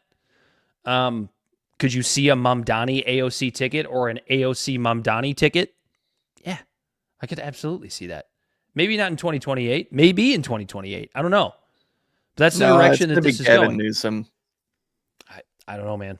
I think it's too early to tell. Mamdani, they might both jump in. That's too progressive. It'll be Newsom. Yeah, it's going to be Newsom Whitmer. Or maybe Newsom AOC. You know, he could take that progressive running mate. Who knows? He's smarter than that. I know, it could work because you do need that Democratic populist base that what's her face, Kamala Harris, struggled with so much. She didn't have those people. Right, because that base likes people not being genocided. Who knew? Honestly, people love Gretchen Whitmer. People love Gretchen Whitmer. Yeah, that woman from Michigan. She's pretty polarizing in Michigan, but yeah. Yeah, well, everywhere else they love her, dude. I'm telling you. And she wins in a polarized Michigan. Yes, Dan. She does win. Let's hold on a minute. No. Hold on a minute. Dan. Hold on. And she pulls the down ticket. You don't have to love her, but she's a good politician. I know she's a good politician, but let's be really clear about her last win, though. Let's be clear about her last win, though. The Republicans put up Tudor fucking Dixon against her. That was an easy victory. There was no way she was going to lose that. Yeah, there's no way she was going to lose an election to a. But they put up like Bill Tudor Dixon Schuette against her the first time. Yeah, I get that. But he's everyone besides her AG pretty much is a Republican. Yeah. And she just signed off on tax-free overtime tips, all that Secretary shit. of State. So I mean, she's signing some nonpartisan shit. Yeah. But I mean, that's why people love her. She's gaming the system, dude. We'll see. Nobody's really talking about her right now though for a presidential run or I mean, she may be selected as a running mate. Who knows? She's staying quiet. She doesn't want to be in Trump's crosshairs. No, and she's doing a bunch of shit that both parties would do. Yeah, she's priming herself for at least a Senate run. And the very least a Senate run and then after presidency. But yeah, no, you're gonna see her on the national ticket for some shit. If not 100%. The next one. But yeah, no, she's won a very purple state twice. And in tow, she got the down ballot votes in the first time that Michigan had the Senate, the House, and the judiciary, and in the blue side in 30 or 40 years. And she's kept her biggest campaign promise. She fixed the damn roads. No, fixed the damn roads. I don't know what roads you're. A lot of them there's are fixed. There's an orange barrel everywhere you go. I don't know what roads you're driving on. None of them, because they're all under construction, damn it. That's all I got. You got TikToks for us, Corey? Yeah, I got some TikToks for you. I'm listening, but Oh, I did gotta you guys go. hear about Trump? I didn't look into it too much, and I should have, and that's my fault. But you heard about Trump doing student loan forgiveness now, right? Yeah, fucking pinko. The fucking pinko. We didn't talk about the No Kings protest, but maybe we can touch on that a bit after your TikToks. I just got to take a leak, so I'm going to let you roll through those. I'm listening, so I'll be here to respond. Okay. So this first one is talking about like the left and the right and how basically how liberals need to get their shit together. And it's basically like a culmination of what we were just talking about with Graham Plattner, Zoran Mamdani, all these people. And this one right here, you go ahead and roll that one, Belle. The right send out their biggest clowns to represent them. And so that gives the left, who are already drunk on superiority, this idea that they're not very bright. They are very bright. Some of the finest minds in the world work within the right and the far right. And they have been organizing for decades against us. Welcome to the United States. On the right, you've got half the voting population united in their obedient worship of Trump and Elon. And on the left, you see infighting start to emerge on the immediate heels of a small victory as this cannibalistic mechanism is activated by the self-righteous online talking heads who are more concerned with chastising their own for not doing enough than they are with uniting to defeat a common enemy who, by the way, are very much united in their convictions. We sit there hyper-focusing on these tiny, nuanced, like minutiae of issues that we don't need to focus on. We're constantly distracted and diverted. And specifically with liberals, we're such arrogant that we can't contain our like bloodlust or bloodthirst for moral superiority. So we take the bait so easily. We think we're so much smarter than them, and yet here they are outsmarting us. Like far-right fascism is taking over the entire world. We couldn't academic language our way out of this. We sat there reading our books, quoting them on Twitter, while all of our rights got taken away from us, while we were too busy competing with each other as to, mirror, mirror on the wall, who's the wokest of them all. Well done. Look, you've alienated everyone. It's not even the people who voted against you. It's all the people who didn't vote because you lost their attention, you lost their passion, you lost their support.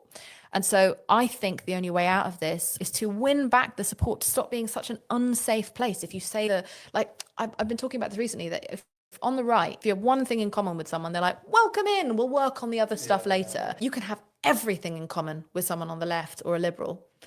And you have one thing that you think of differently, or you even just say it imperfectly, and it's like, we have nothing in common. Everything you had in common is now worthless. And I think that is a terrifying way to behave. And it is why we have lost so much support, and it's why so many people don't even want to be associated anymore. It's just the liberal purity test. That's her. Just completely. Bell says he loves her. Yeah, no, that liberal purity test, man. That when everyone talks about being pushed to the right, everyone keeps getting pushed to the right, and it's like it's not people just all of a sudden picking up right wing like ideologies. It's just the liberals' purity test. Their circle is just getting smaller and smaller and smaller. And it's so funny because they're just so fucking stupid. Like the DNC goes, oh shit, our voting block is getting smaller. I guess we can't run a woman or a gay person. Or both. We're just gonna run a white person with the same shitty neoliberal fucking Certainly not both. I mean, you heard Kamala Harris say in not so many words that she essentially didn't take Pete Buttigieg as her running mate because he was gay. I mean, she didn't come out and say that, but that's what she said. Yeah. And listen, there's definitely a purity test going on the right now too, though. Let's not make any mistakes about it. Look no further than the Israel situation. I mean, basically the only one left that's sort of anti-Israel that's in Trump's good graces right now is Marjorie Taylor Greene. And I'm going to tell you right now, I don't know how much longer that's going to last, because she had a tweet earlier today. I wish I had it in front of me, where I think it was kind of the first time she had ever called out Trump. I'm going to actually see if I can find it here real quick, because this was pretty damning to her relationship with Trump if he responds to it. Hang on, it might be right up here at the top. All right, well, you find that. This next one is it's pretty fitting since we were talking about Venezuela and Russia and Ukraine a little bit there. This is the message that I have for Putin too. This guy said it perfect because you know what? Bring it out, Putin. She might have pulled it down. I can't find it. Anyway, go ahead. Go ahead and play that one, Bell. Hey, Vladimir Putin, somebody told me recently I was supposed to be afraid of you. Here's why I think you should be afraid of me. He's just chugging water. That's what he's doing.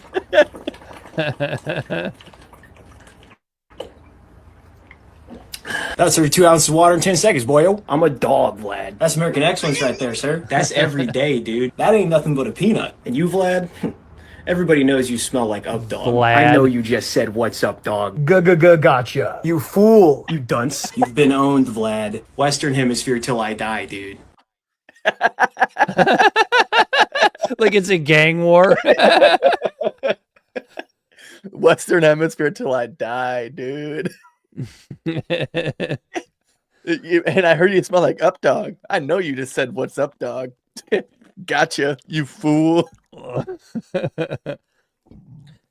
So the No Kings rally. Oh boy.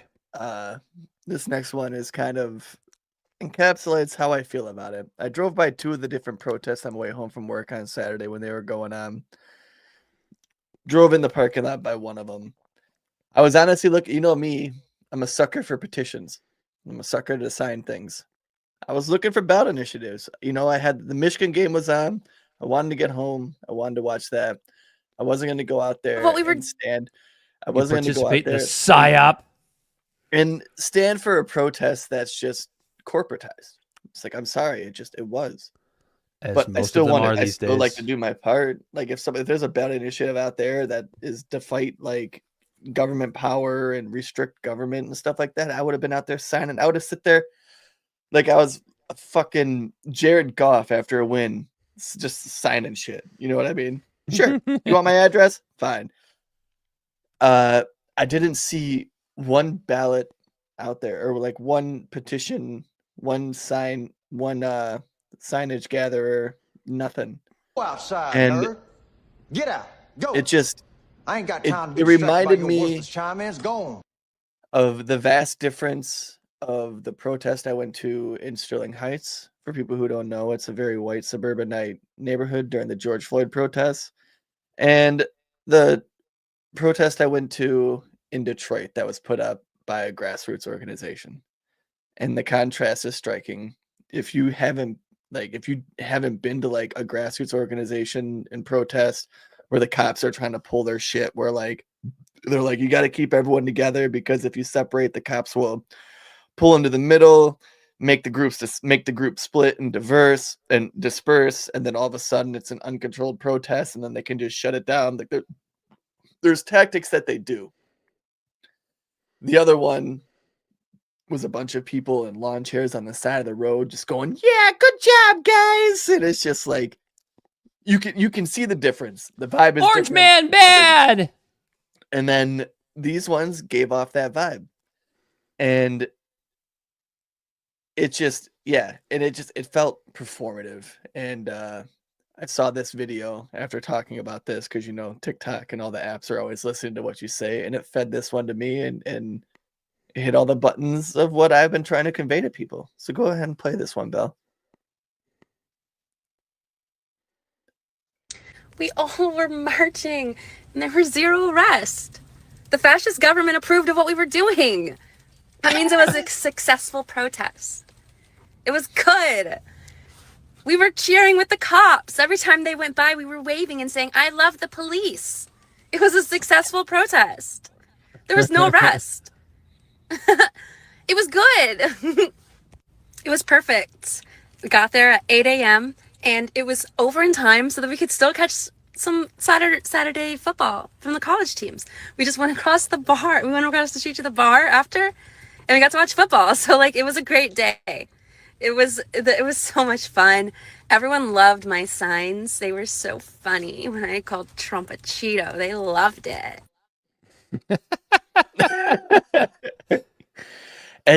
That's That's what it felt like to me. It Don't was get me wrong. so. There was a shit ton of people out there. And it's so funny. A guy, Steve the Serb, I shared him. I shared with him like this. I shared like I after expressing like my views similar to this about these protests, and then an hour later, I shared with him the student loan forgiveness from Trump, and I said, "Uh-oh, how is Mega gonna move the goalpost on this one?" Right? And he goes, "See," in all caps, "See, the protests worked." Honestly, dude. So like, I'm with you. It was so inorganic seeming. It was like the way they all, they'll yell about. It doesn't help when the right always says George Soros is funding this, and everyone on the left is like, "All right, conspiracy theorist." Right. Go ahead and look up who funded the No Kings protest. It was George. Like, it was George Soros.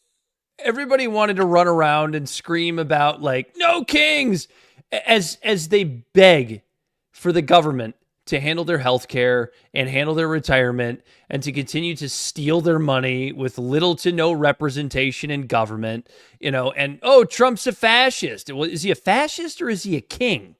It's kind of hard to be. It's like really kind of hard to be both. Like these two things don't go together. I don't know. You can have a fascist monarchy, I suppose, but that's not the point, right? Because like you would see, I wish I had pulled some videos and sent them to Bell, but I forgot to do this because I was watching a bunch of man on the street videos from like major news organizations too, not like I shouldn't say major. What I should say is like mainstream or cable news organizations. The friends of the No King protests is what I should say. And it was all like fucking 63-year-old boomer women that were like, I just think that we need to save our democracy. And I just think that fascism is growing too much in this country. Like they were just canned, robotic statements. There was nothing about, okay, well, what are we going to do next? Are we just going to sit on the streets and party and drink beer and yell? And as that girl said, go watch football afterwards. Like just like the inorganic, robotic, horrible nature of all of these quote unquote progressive protests that aren't actually progressive at all. That are it's window dressing. It's phony. Hit home because on Van Dyke there was like Sterling Heights PD was just parked in the lane, blocking the lane where they were on the curb, and they were like, and they're just driving slow along, and everyone's going, yeah, like, it's just like, what are you doing? What are we doing here? All you did, you had a parade. That's what you did. You had a fucking parade. You had an unscheduled parade. A lazy parade because you didn't even like they weren't even marching. They were all just on the side of the road. Like. You might as well be that guy. You might as well be that guy who's at like the corner of like fucking 15 Mile and John R with a sign that just says "Impeach now." Like you might as well be that guy. It was a million of them all. Like, don't get me wrong. They showed up. There was a lot of numbers. Like it probably stretched a mile. Like with people on both sides of the road on Van Dyke. I'm sorry, dude. I had to paint my garage. Like I had so many better things to do. I was going home to watch the Michigan game. I was gonna drink some beers and watch that. Yeah, do your part to take part in the psyop of still working on getting a 6-year-old to pay attention to a football game, and it's a hassle. It's a real bitch. Don't get him involved in the psyop. We're already involved. Don't do it. Give them sports. Give them sports and fruit, and they will behave. So this next one is talking about Graham Plattner.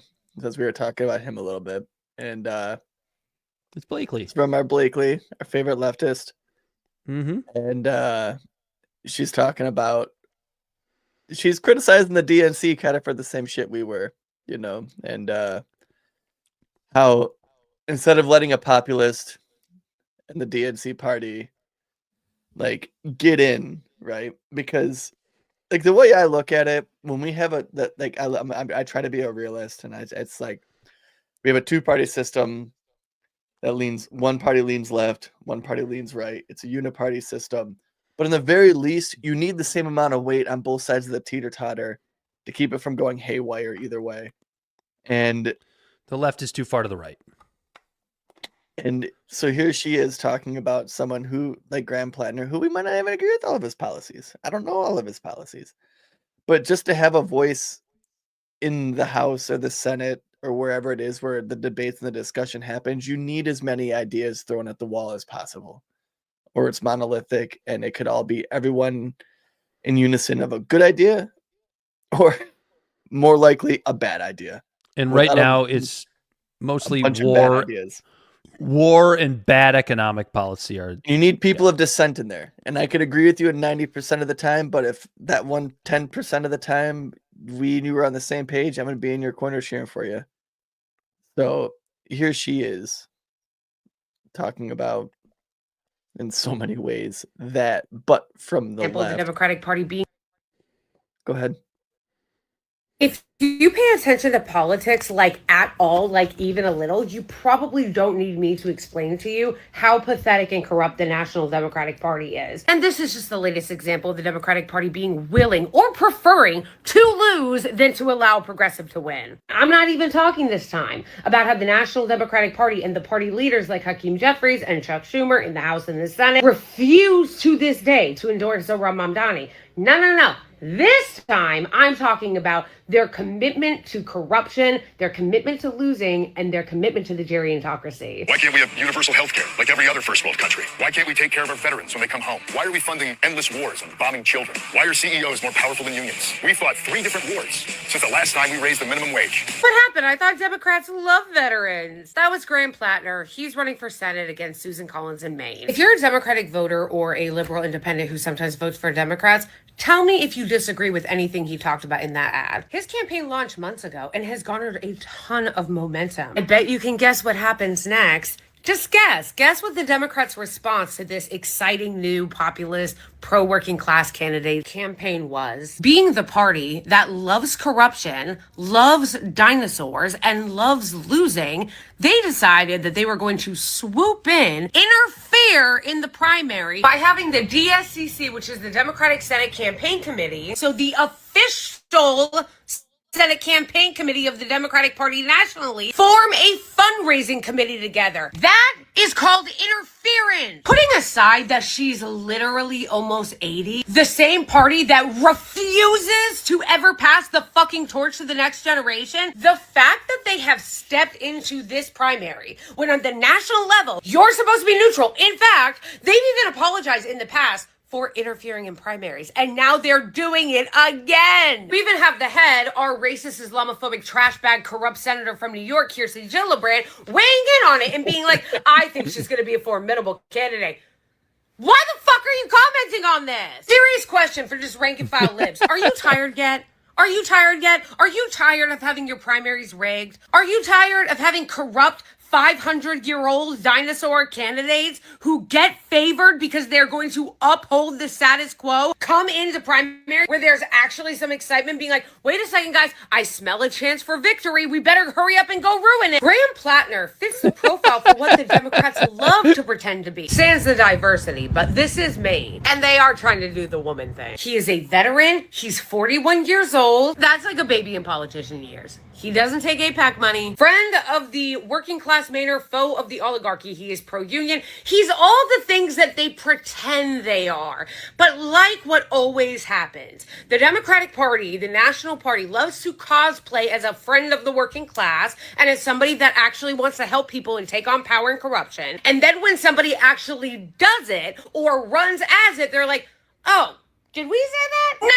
No. We can't have that, okay? We need to go find a senior citizen, someone who's never challenged her donors and won't, have her join a corrupt bargain with the DSCC in a completely unethical move. Like, the Democratic Party are constantly telling you that they fucking hate you, that they don't give a shit about what you have to say. They don't even, why do they even bother having primaries, honestly? What is this theater of having a primary when this is what they fucking do every time? When are the voters actually going to do something about this shit? This is straight up cheating. They really saw that he was winning in a poll and were like, we gotta stop this success before it's success. Really think about it. The only time that the Democrats are aggressive is if they're going after a progressive. And then they wonder why their approval rating is 21%. And if you needed any any more convincing that this is a terrible idea. You have corrupt Hillary Clinton neo-lib shill and professional wrong person, Neera Tanden, tweeting approvingly about polls about Mills, giving it that Democratic kiss of death. This ghoul has been wrong about quite literally everything ever. The fact that she's still even speaking in public is a testament to the fact that the Democratic Party never learns anything. I always love how up in arms she gets. She just gets so mad. She gets so pissed. She I has love passion. it. Yeah, she is a passionate leftist. But the thing is, like, this is why I always tell people that, like, you know, people on the right that don't understand like real leftism, you're never going to agree with their policies. Like, Blakely's a socialist. She's all of the things that I don't support. She's all of the things that most of the people on the right don't support. But no, like, you probably agree with her like on everything except for like fiscal policy.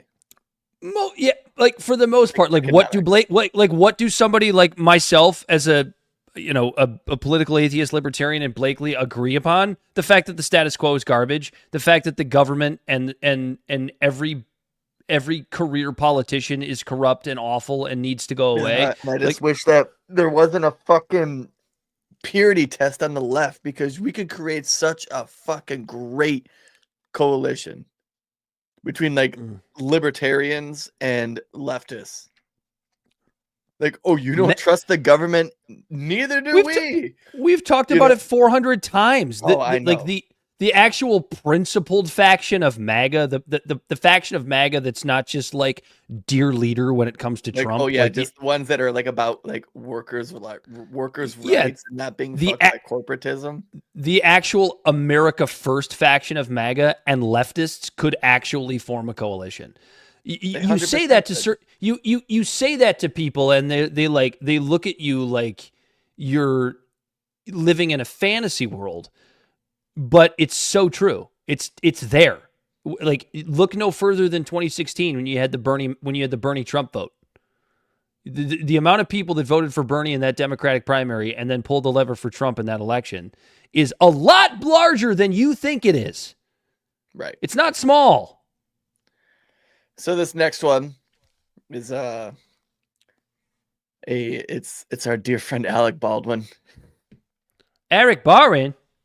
And it's just, I'm not even, no premise. Just you trust your mother every night to fix your hot pockets and make sure your Game Boy is turned on. All right. What did Alec Baldwin do now? He didn't shoot anybody, did he? Go ahead and play it, Bill. He's trying. Alec, it's your favorite president. Look, Alec, I will offer you a total pardon, because I want to be friends, right? I want to be friends. I will give you a total pardon for murdering that woman if you kiss the ring. Kiss the ring, Alec. Kiss the big This is actually kind of old. Alec. Come on, look at Alec Baldwin, right? He did that impersonation of me. It was not too hot, not too good. But look, we're back in office. You lost. Kamala lost. She's somewhere getting intoxicated. Look at that suitcase. Unbelievable. Well, Alec, if you don't want that pardon for murdering that woman in cold blood, you can call it first degree, you can call it whatever you want, but it was not good. She's looking down on me right now, smiling, happy.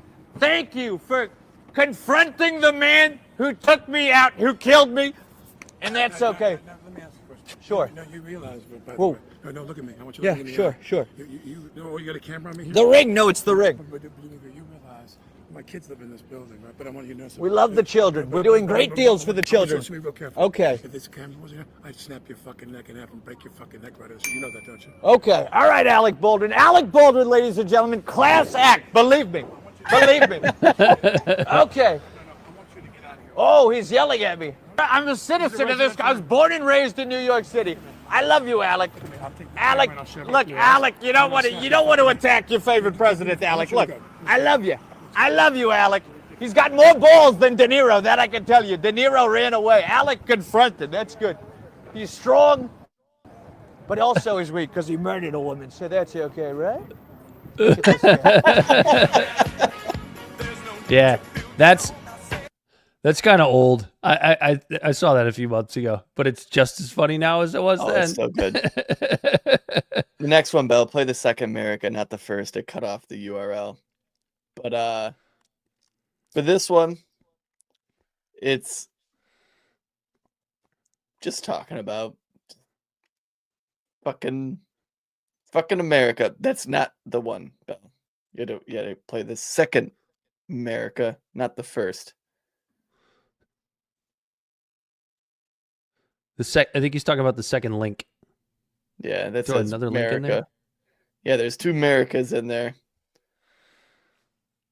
You're fired. Get out of here. Daddy, you're my daddy. What did you send me? I messaged in the chat. The second one, he says, "What is this?" There's one that says America with no explanation points, and then there's America with 3 explanation points. And then there's another one. What other one? With another one. Is it the one you know that's what? That after? makes a lot of sense. All right. Is it the one that's after the old playbook? Yeah. No, I didn't send one. Yeah, I was like, I messaged. I'm like, what is it? What is this Martin Luther? No, the one before Martin Luther King thing. The one before the old playbook. There's the one after Alec Baldwin, and then there's the one that says America, but then there's one that says America with 3 explanations. God, you have it. I see it. Play it. There we go. He's got it. He's got it. I don't know if I know I just said I do have it, but the first time I pulled it up, it was the Martin Luther King video now happening. I don't think this is what he wants. No, I don't know what that is. Yes. I don't know what your algorithms are bringing you to when you go to Reels. You just had it up there. What happened? I didn't know what that. That's why I messaged. That was it. You had it. This show is off the rails. You're on the wrong one again. You had it. We had it on the screen. What are you talking about? The one that forget says it. America, 3 explanation points. I had it up there. You said there it is. There it is. That's the one. That's the one. That's the one. Yeah. Yes, that's the one. This is the one. Yeah, I had that one, and I thought you said. I know. I'm sorry. That's my bad. I'm rolling the video. By golly, I can't wait to experience the American dream. And we can't wait for you to experience it. Lovely. Now tell me, who's this Reagan fella? The neoliberal capitalist who's going to spend the next 2 terms deregulating everything that protects you as a consumer and increasing corporate tax breaks. Trickle-down economics, I see. Make America great again. And we're allowing American corporations to have workers across the borders in Mexico and Canada. That's cool. I was just talking about housing. It's really affordable. We're going to pass a regulation allowing for mass media to be controlled by just a few individuals, and we're going to remove Glass-Steagall so the banks can do whatever they want. Oh, okay, big government. You do that. That sounds swell. Thank you for your support. Patriot Act. We got to get the terrorists, right? We're going to let banks invest money they don't have. Wait, what? Oh no, the banks failed. Holy guacamole, the housing market's crashed. What are you going to do, government? We have a plan. We're going to create $400 billion and we're going to give it to banks. Good idea. And you can hold those banks responsible to creating programs that'll help the regular everyday American from foreclosing on their home while they're unemployed. I love it.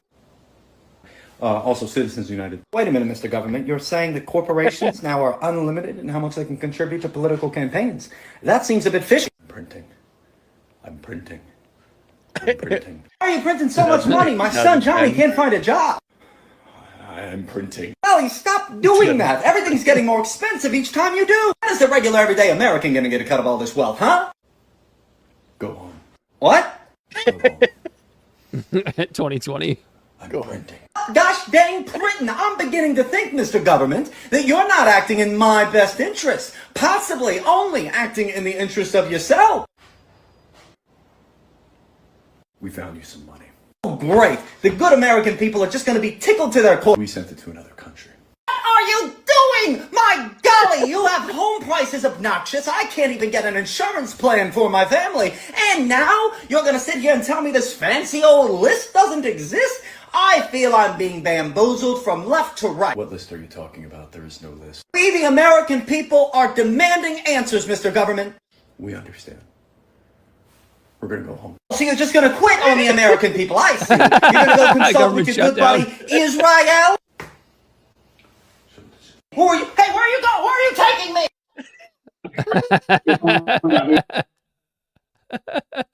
I don't know. That's too far from reality. It's not.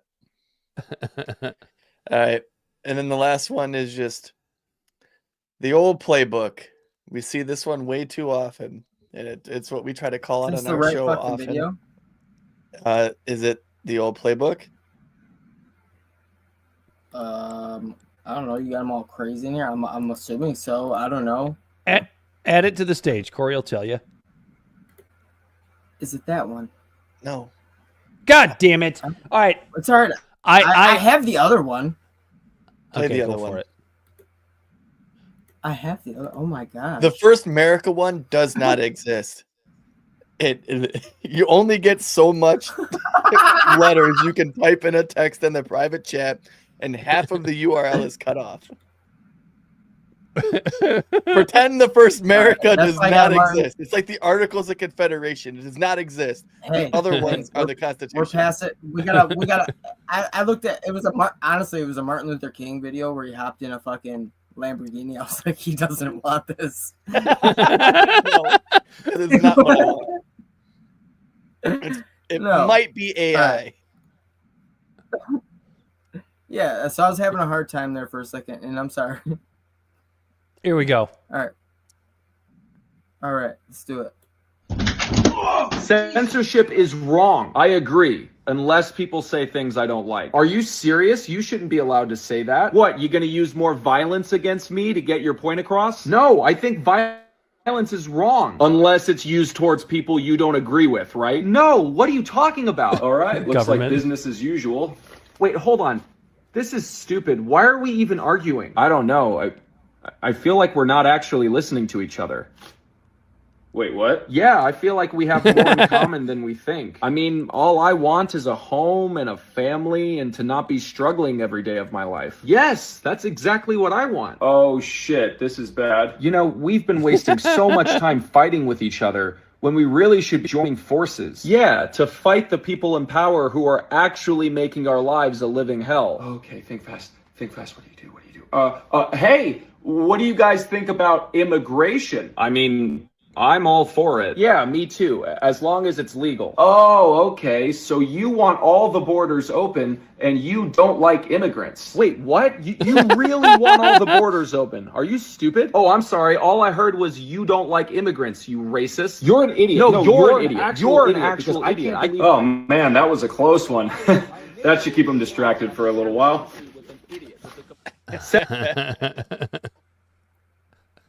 And that's yeah. Very good. America in a nutshell. Let's get out of here. Let's get out. Tell the people where they can find us, Corey.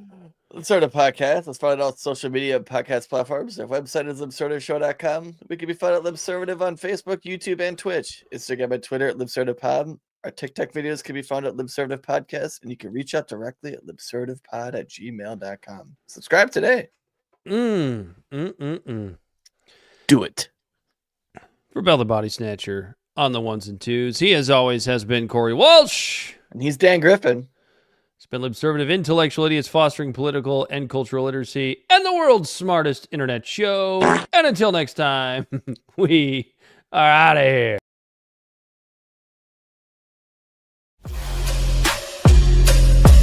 The great fundamental issue now before our people.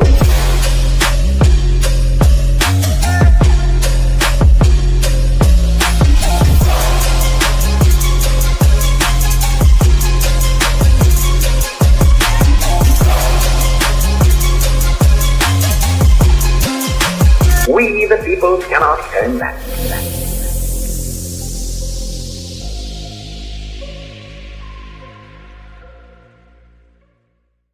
Somebody must lead, or else the fight would not be made at all.